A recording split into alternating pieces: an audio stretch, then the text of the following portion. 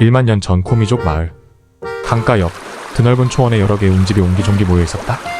여기서 움집이란 신석기 시대부터 철기 시대까지 보편적인 주거 형태를 말한다. 한마디로 인디언 텐트처럼 벽 없이 콧갈 형태로 나무 껍질이나 말린 풀로 지붕만 만든 것. 그럼 이 주거 형태에서 사는 사람은 신석기 사람임이 분명하다는 뜻? 맞다. 이곳은 대략 BC 1만 년 고물신이라고 생각하는 코미족 사람들이 모여 사는 마을이었다. 어쨌든 모여 살게 되면 가장 힘센 사람이 있는 법? 그 사람이 여기 강가 옆 마을에 모여있는 사람들을 다스리는 족장이다. 족장의 집은 힘이 세다는 걸 증명하듯 다른 움집보다 컸다. 정말 한눈에 찾기 쉬운 족장의 움집으로 들어가 보자. 아이고야. 이런. 집 안에는 움집 지붕을 들썩거릴 정도로 코 고는 소리가 진동했다.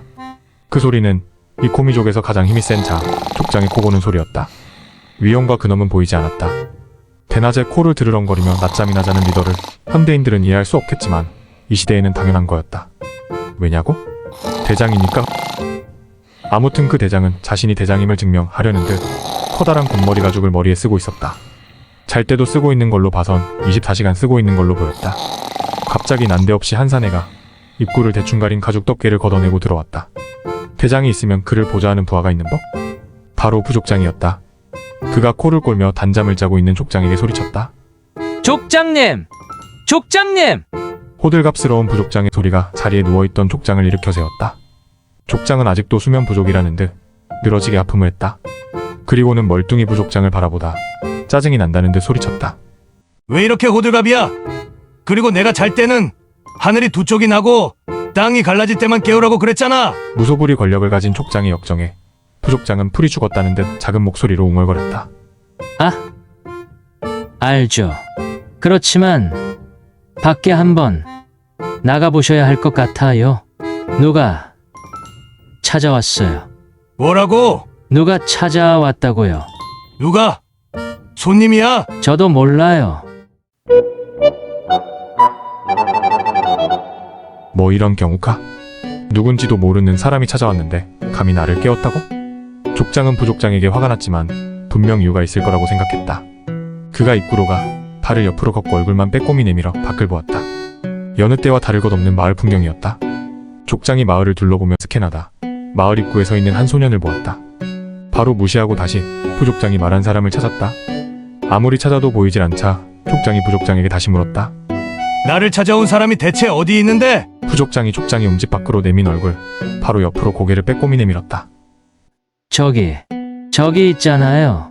부족장이 가리킨 사람은 족장이 무시하고 지나친 마을 입구에 서 있던 소년이었다. 저기 보세요. 저 소년이 족장님을 찾더라고요. 못 보셨나요?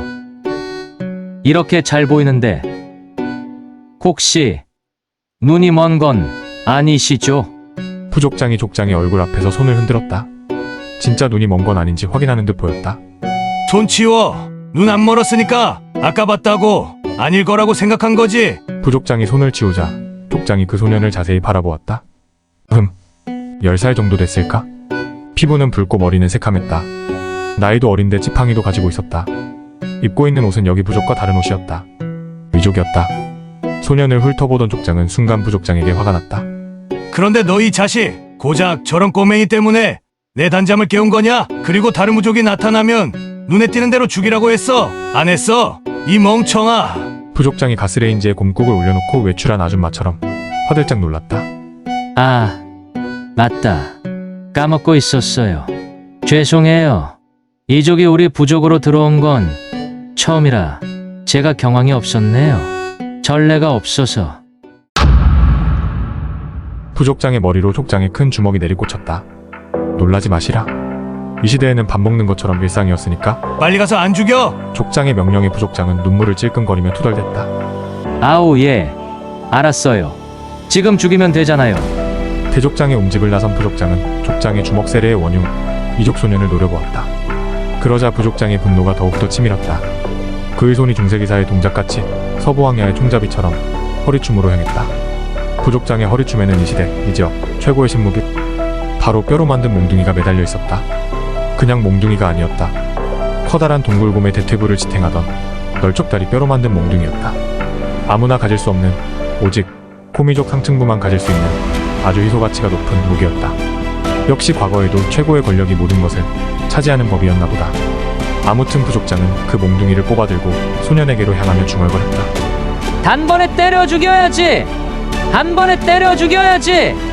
그가 소년을 때려 죽이러 가는 새 마을에 흩어져 있던 코미족 사람들이 삼삼오오 모여들기 시작했다. 역시 예나 지금이나 싸움 구경엔 사람들이 모여드는 법인가 보다. 부족장의 움직임에 입구에 있던 소년도 부족장을 향해 걸어오기 시작했다. 이건 도발이다. 가만히 서서 맞아 죽어야 될 소년이 감히 걸어오다니. 나무 막대기 같은 지팡이를 든 쬐끔한 소년이 세상에나 최고의 신무기 동굴곰의 널쩍다리 뼈를 들고 있는 부족장을 도발한 것이다. 그래서 부족장은 분노를 넘어 격분했다. 이 피레미같이 작은 새끼가. 부족장이 고함을 지르며 소년에게 달려갔다. 순간 소년이 깜짝 놀란 듯 걸음을 멈추더니 소리쳤다. 모두 무릎을 꿇어라. 엥? 뭐라고? 부족장이 달려가던 스텝이 꼬였다. 그 바람에 멈추게 된 부족장은 무언가 잘못 들었다는 듯 고개를 갸웃거렸다. 그러자 또다시 소리치는 피라미 같은 소년. 모두 무릎을 꿇으래도. 순간 코미족 마을에 웃음이 터지기 시작했다. 족장님, 무릎을 꿇으래요. 족장님, 미친놈인가 봐요.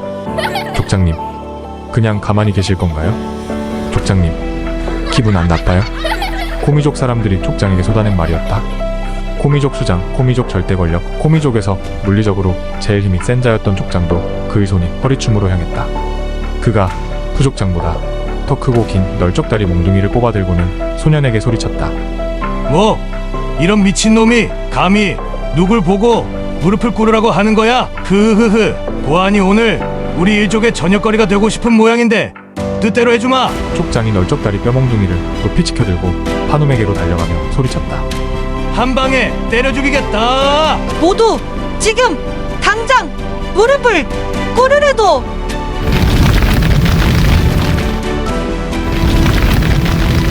소년이 사자우 같은 목소리로 소리치자 땅이 지진이 난 것처럼 흔들렸다. 족장과 부족장 그리고 코미족 사람들이 모두 얼어붙었다. 지진인가? 족장이 중얼거리곤 땅에 납작 엎드려 땅이 소리를 들으려는 듯 바닥에 귀를 댔다. 아무 소리도 들리지 않자 다시 일어선 족장은 마저 하려던 일을 한다는 듯 다시 소년에게로 향했다. 소년이 그런 족장을 보고는 한숨을 내쉬며 중얼거렸다. 아이고 진짜 미치겠네. 어쩔 수 없지. 소년이 순간 손에 힘을 주자 그의 손에 동그란 빛이 만들어졌다. 빛이라고는 햇빛, 달빛, 모닥불빛 그리고 폭우가 쏟아질 때 만들어지는 번개가 내는 빛이 전부라고 생각했던 코미족 사람들이 깜짝 놀랐다. 그 바람에 족장은 다리가 꼬여 앞으로 고꾸라졌고 부족장은 들고 있던 널쩍다리 몽둥이를 손에서 떨어뜨렸다. 고꾸라져 있던 족장이 자리에서 일어나자 소년이 말했다. 그러니까 무릎을 꿇으라고 했잖아. 족장이 소년에게 소리쳤다. 그게 뭐냐? 그 요상한 건 마귀야? 아니 새로운 사람이야. 이게 뭔지 보여줄까? 소년이 말을 하고 나자 그의 손에 만들어졌던 빛이 커졌다. 빛이 커짐과 동시에 공중으로 소년의 몸이 떠오르자 족장은 믿을 수 없다는 듯 눈을 비비며 말했다. 저게 뭐야? 지금 새처럼 하늘을 나는 거야? 소년이 족장에게 빙긋이 웃으며 말했다. 그래 하늘을 나는 거야. 새처럼. 어떻게 그렇게 할 수 있지? 소년은 족장이 물음에 답을 하지 않고 코미족 사람들을 천천히 둘러보았다. 그러던 그가 갑자기 소리를 쳤다. 나는 하늘에서 온 사람이다. 모두 무릎을 꿇고 머리를 조아려 나에게 예를 표하라.